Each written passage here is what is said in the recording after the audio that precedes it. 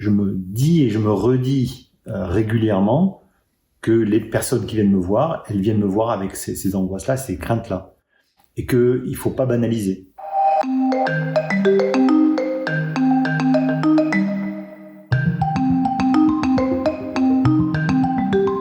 Les craintes, elles sont vraiment différentes en fonction des personnes.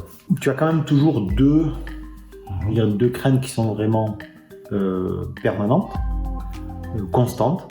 Ce sont la crainte du résultat, et la deuxième, c'est la question des complications.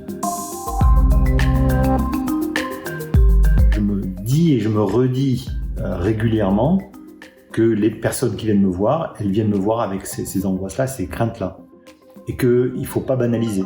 Ça peut être aussi un travail de débanaliser une chirurgie pour une patiente qui vient et qui a l'impression que ça va être facile et sans risque.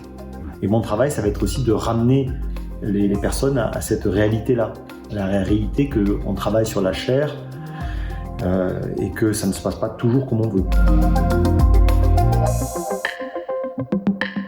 Tu as des outils de simulation qui existent pour la chirurgie du nez, par exemple, pour la chirurgie du sein aussi, pour l'augmentation mammaire, mais ce sont des outils à manipuler aussi avec prudence, parce que l'image que tu vas pouvoir montrer à la patiente va pas forcément correspondre à celle qu'elle aura réellement à la fin. Donc c'est un outil pour essayer d'approcher le résultat final, d'essayer de montrer le résultat final, mais c'est un outil imparfait.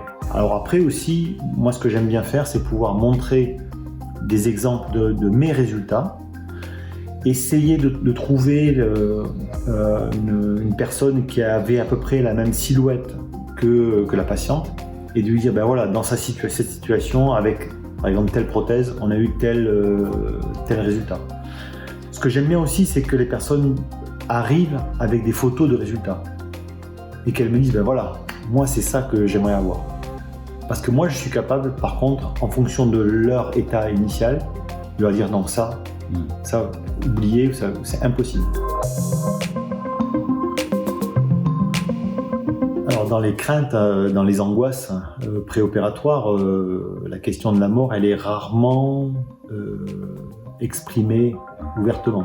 Ça peut l'être par l'intermédiaire de l'anesthésie, la question de l'anesthésie, la peur de l'anesthésie. Et alors là, on entend très fréquemment dire « j'ai peur de ne pas me réveiller » ou « cette opération ne me fait pas peur pour moi, mais elle me fait peur pour mes enfants ». Elle peut être présente aussi dans les consultations, mais d'une autre façon, pour des personnes qui ont eu une expérience de cancer ou qui sont encore dans le traitement du cancer. On sent que finalement, la mort, c'est une angoisse. Ouais.